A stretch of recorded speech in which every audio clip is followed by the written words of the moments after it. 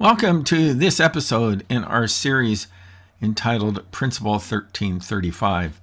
And in this episode, we're going to be talking about the cycle of dysfunction. Now, understanding the cycle of dysfunction is absolutely necessary for effective and healthy conflict management. And so we're going to learn more about this important concept in just a moment. Stay tuned.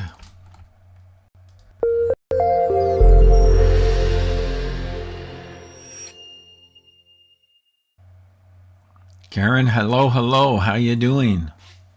Pretty good. How are you doing? Good. So I'm looking forward to this one. Actually, what we try to do is we always try to bring value in all of the broadcasts that we do. But this concept, plus some of the next few ones that we're going to be talking about in Principle 1335, are just really core principles. And if you can not just understand them, but begin to implement them in your life, I think you'll really see a turnaround in being much more effective in conflict management. So I think it's probably best that we just jump in and watch the video, and then we will have a chance to comment on it, okay? All right, sounds good. Let's do it. Taylor and Destiny have entered the cycle of dysfunction. The cycle of dysfunction takes over in any relationship whenever Principle 1335 isn't operating as its core dynamic. Let's unpack that. Right now, regardless if Destiny did wrong, Taylor is managing their relationship with Destiny in a dysfunctional way from her side. She feels hurt, and instead of working through that hurt with Destiny, she's resorting to old ineffective habits of resolving conflict. Let's say that Taylor keeps working with Destiny on the women's event. If anything comes up that feels like Destiny is disregarding her again, Taylor will most likely either get snippy with Destiny or quit the team altogether. At any rate, Taylor has done nothing at this point to grow beyond her people-pleasing tendencies and dysfunctional habits of managing hurt. Reacting with snippy comments or quitting a team are not examples of healthy conflict management. Such strategies don't serve Principle 1335. Now let's talk about Destiny. Let's suppose that Destiny truly needs to grow in her leadership skills. Sometimes with her forceful personality, she does disregard people and shuts them down. Here's a newsflash: people with forceful personalities typically won't consider how they're impacting others until they're made aware of what they're doing. And since Taylor is the one feeling the hurt from Destiny's dysfunction, she owns the responsibility of restoring Principle 1335 in their relationship. This means that Taylor needs to solve for X. When any relationship is stuck in a cycle of dysfunction, someone usually is causing an offense. That's the A side of the cycle. However, once offense comes, most hurt people spend their time either building a case against their offenders or trying to get them to change, or maybe even talking to others about them. Instead, they need to solve for X. Here's the key idea behind solving for X. Everything changes when I change. Don't wait for the offender to take the initiative. Instead of resorting to the same old dysfunctional reactions when you're hurt, learn to solve for X and deploy responses that actually get things resolved in the best possible way. In the next lesson, we'll discover 7 important principles that can help forceful personalities from becoming dysfunctional. For now, complete the discussion questions below and finish the balance of the lesson. Obviously, when it's talking about completing the discussion questions, that's part of the curriculum. And by the way, that we provide that as a bonus, a free gift for those who are part of our beyond. Yeah. That's what I meant to say.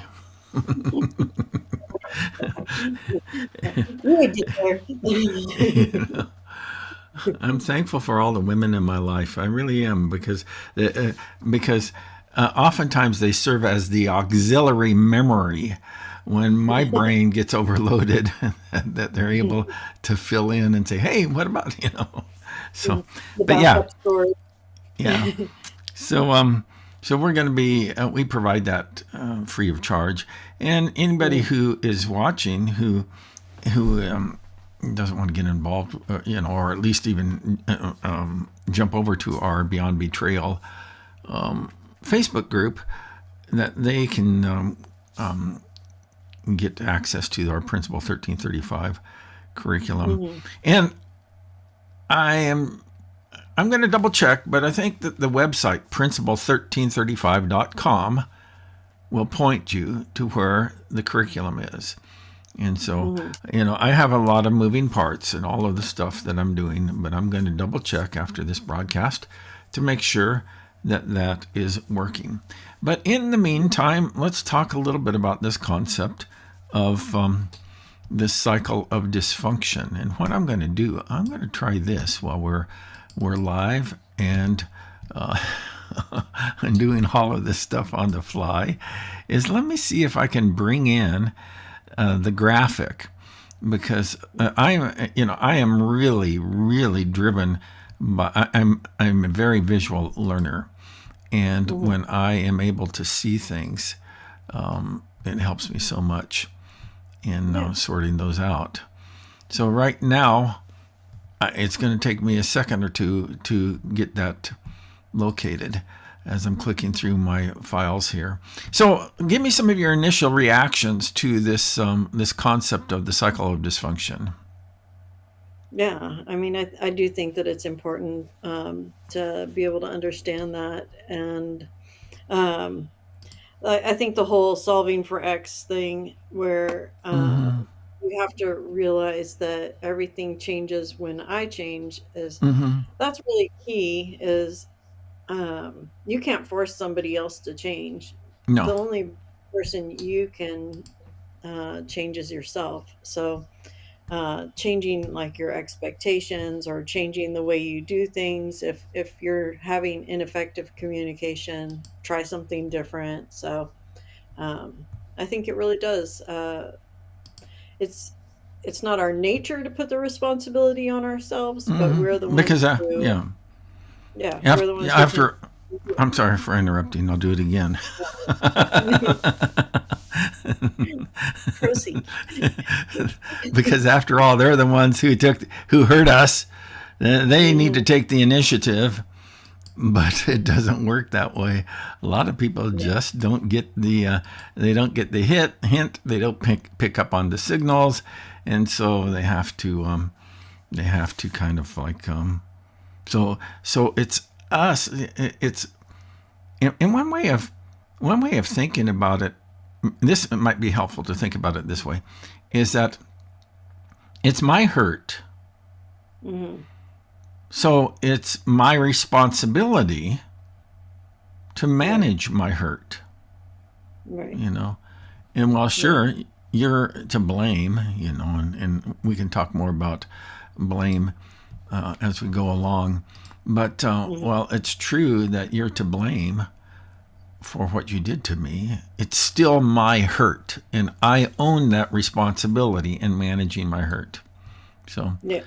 I finally found the graphic, and I have folders after folders after folders of stuff, and so I'm going to try to bring it in here right now. It may take me a second to adjust it. Oh, that's not too bad, but let me just bring it down just a little bit here. So there it is. That's the cycle of dysfunction. Hmm. And so understanding, let's talk about the A side of the cycle. What is the A side of the cycle of dysfunction? The offense. Yeah, okay. So it's what they did to hurt Hmm. me, you Yeah. know. And so what's the X side of the cycle of dysfunction? Is the I need to change. Yeah, I need to like take responsibility for this. yeah. It's and Hmm. I'm going to recast it initially, and let's think of it Hmm. this way: the A side is their offense. The Hmm. X side is my reactivity. Okay. So Yeah. the A side is their offense. The X side is my reactivity. And so when we begin to understand the difference between those two, is that we really can begin to see how we can work through that. Hey, let me just bring this one up here and see if I can do that. There we go. Now, hang on. I'm going to get it here. I'm going to get it here just in a second. Is that so? Oops. Well, it's kind of, the text is too dark, but you can see it. Is that the, maybe I'll put it over on your side a little bit better. The contrast is better. Just put it right here. Yeah. There you go.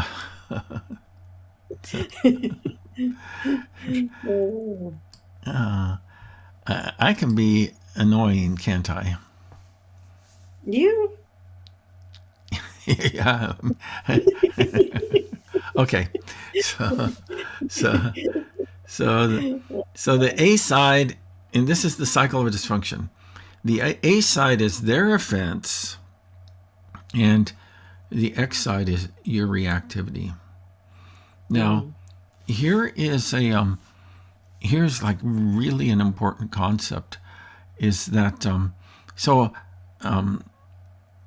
nobody enters into life and relationship with a perfect with a perfect set of conflict management skills in place. Mm-hmm. So even though they're to blame, let's say that they hurt us, and that the lion's share of the offense is on their side, the weight of the offense is on their side, is that we still have to think through, how do I respond to their offense in a healthy way? So, and the reason why I chose the word reactivity here is that really what we have to do in order to be more effective in conflict management, we have to move from reactivity to response. Mm-hmm. And so instead of just reacting to what your spouse does, or your boss, or your friends, or whoever, is that we have to learn how to respond in healthy ways. Yeah. And that's what the whole idea of solving for X is. We're going to be talking more about that in our next video. Mm-hmm. I do want to say something, but before I say something, I want to get some of your thoughts on all of this. Yeah, I think it's very important. Like, reactivity is like our gut or our initial, thing, but responding takes us to a place where we got to think and be, in our wise mind, so to speak, instead of just acting impulsively. Yeah. So, after we talked last time, I thought about a verse that I thought was really good is, in First John, and I'm not exactly sure that, really, First John is a good one for relationship stuff. Sure. And it's a short book of the Bible, but there's a passage that says anyone who claims that they love God but does not love their brother, it is a liar. Mm-hmm. And it says something then in First John, I know in 3:10 it says something like, if you claim to love God but you don't, or you if you oh man, I'm slaughtering it, but I have it right here. You're doing fine. Take your time.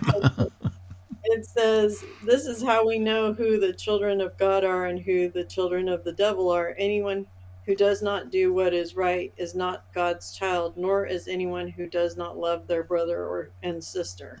Mm-hmm. And there's other verses too. Like, that's not the one I was thinking of specifically, but I think it was very convicting for me when I was thinking about this last week. Like, a lot of people, this whole scenario is about people in the church. Yeah. and they're having a hard time loving their, fellow brother or sister in Mm-hmm. Christ. Mm-hmm. And it's easy for us to think all high and mighty about ourselves, like, oh, they shouldn't Mm-hmm. have done this or whatever. But really, Yeah. are you loving them? You know, Mm-hmm. Yeah. and the most loving thing to do is to work through those challenges in a good Yeah. and healthy way. Yeah. You know, here's where I think that we get into a trap. A lot of people. I know I've done this countless times in my marriage, in my career, in relationships in general. Where we get into a trap is when we make it about who's right and who's wrong. Yeah. The way out of that, and I'm not saying right and wrong are insignificant, but the way Hmm. out of that is to have a paradigm shift, a mental shift, Hmm. and instead of, because right and wrong, when we look at the problem from the standpoint of who's right and who's wrong, that our solution to that problem is to get justice, Yeah. you know. But if we can shift gears mentally and move from, okay, is that here is a hurt or an offense, and Hmm. if we can think about, instead of who's right or who's wrong, think in terms of what is the healthy way to respond to this offense. And Hmm. it really changes everything, because Yeah. you cannot be healthy, like in this scenario, in this little video, is that Taylor is the one who has been hurt, and she decides that she's going to go ahead and continue on in women's ministry. But any time that Destiny does something that kind of adds to the hurt, she either is going to get snippy with her, Hmm. or quit, you know. Yeah. Yeah. And those things are, it's really important for us to kind of like to watch our micro resentments towards people. Hmm. And if we don't Yeah. manage those well, Right. then they tend to blow up. But Hmm. hey, we're Yeah. just almost out of time here. We're going to be talking more about the Sulfur X in our next broadcast. But Hmm. anything else you'd like to add on before we wrap up? Yeah. I guess when you take the issue out of the equation and look at Mm-hmm. like the person, I think it's a little bit easier to like if you can look at the person, like imagine if you had God's view uh and could see into that person, you know. Mm-hmm. Yeah, some people they are doing things like, you know, maybe destiny did mean something behind it, but Mm-hmm. really, if you could see her heart, maybe you Yeah. would not have that same reaction if you knew, like, she didn't even mean it the way you're taking it, Yeah. Yeah. you know? And one of the things too is that even when people do mean it, Hmm. so in other words, somebody is a wrongdoer or an evildoer, is that there Hmm. still is a right way, no matter how egregious that sin is. And Yeah. we can talk about that another time.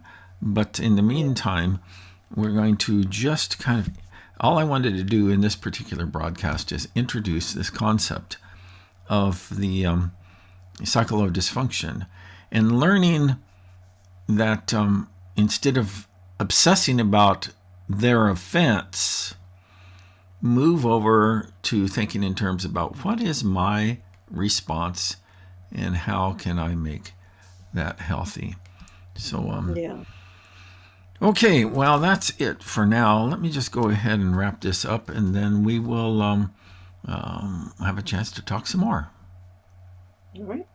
So, folks, is that there is a way forward in all of this, and we talk about that in our Beyond Betrayal group. and all of the content that we produce gets pushed into that group. And so if you really find value in what we're doing, I would encourage you to get over there and check it out. Also in that group, as a participant, as a member of that group, is that you get free access to our Principle 1335 program. And I think that I know in my life and working with churches and Christians is that helping others to understand the basic principles of conflict management can really go a long ways towards keeping relationships the way that they're meant to be. And, after all, that's what we all want. So that's it for now. I hope that you'll join us for our next broadcast.